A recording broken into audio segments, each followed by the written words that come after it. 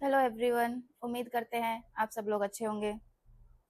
आज हम बात करेंगे हाल ही में हुई समुद्र में दो ऐसी घटना जो आपको हैरान कर देगी। केरल के तट पर एक जहाज जिसमें भीषण आग लग गई, दूसरा जो समुद्र की गहराइयों में डूब गया। आइए चर्चा करते हैं। पहली घटना 9 जून 2025 को सुबह लगभग 9:30 बजे केरल के बिपोर तट से 88 नॉटिकल माइल्स दूर समुद्र के बीचों बीच सिंगापुर का एक विशाल कंटेनर शिप जहाज वान हाई 503 में अचानक आग लग गई। इस जहाज में 2128 टन ईंधन व कई खतरनाक केमिकल्स थे। इस आग के कारण कई धमाके हुए। इन धमाके के कारण 40 कंटेनर समुद्र में गिर गए। इस हादसे के दौरान उस समय उस जहाज पे 22 क्रू मेंबर मौजूद थे। धमाके की तेज आवाज सुनकर इंडियन नेवी व कोस्ट गार्ड तुरंत एक्शन में आए। उन्होंने वहां जहाज पे मौजूद 22 क्रू मेंबर में से 18 क्रू मेंबर्स को बचा लिया। वह अभी 4 क्रू मेंबर्स लापता हैं।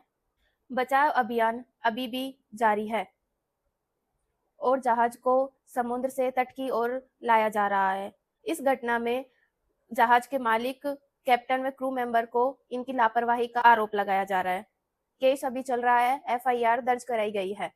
उस घटना के कुछ ही दिन बाद 25 मई 2025 को कोची के तट से 38 नॉटिकल माइल्स दूर समुद्र के बीचों बीच लाइबेरिया के झंडे के सहारे चलने वाला जहाज एमएससी एल्सा 3 अचानक पानी भर गया और वह समुद्र की गहराइयों में डूब गया। इस जहाज में 640 कंटेनर थे। उन कंटेनरों में काफी खतरनाक केमिकल जैसे सल्फर ऑक्साइड, कैल्शियम कार्बाइड भी थे। उस समय उस जहाज में 24 क्रू मेंबर थे जिनको सुरक्षित बचा लिया गया।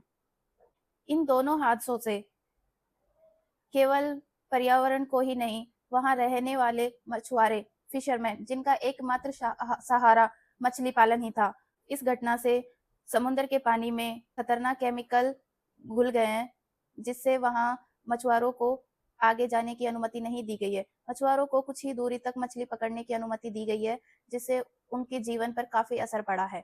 केरल सरकार ने जहाज कंपनी एमएससी से 9,000 करोड़ जुर्माने की मांग की है। अभी तक 125 करोड़ रुपए अदालत में तय किए गए हैं। इन दोनों घटनाओं से हमें यह सीखने को मिलता है, समुद्र में जितने बड़े जहाज चलाना जितना फायदेमंद है, उतना ही खतरनाक है। अब हम देखते हैं कि केरला सरकार इस पर क्या एक्शन लेती है। आने वाले भविष्य में ऐसी घटनाएं हमें दोबारा देखने को मिलती है या नहीं, या सरकार उन पर कुछ पाबंदी लगाती है। अभी तक की जानकारी से हमें यह पता लगता है कि वहां रहने वाले मछुआरों को अभी तक कोई मुआवजा नहीं दिया है और उस घटना से फैले समुद्र में केमिकल से जितने जीव मरे हैं उनकी हमें अभी कोई जानकारी नहीं है। अभी हमारे पास इतनी ही जानकारी है। अगर कुछ जानकारी होती है तो मिलते हैं हम आपसे नेक्स्ट वीडियो में। थैंक यू, धन्यवाद।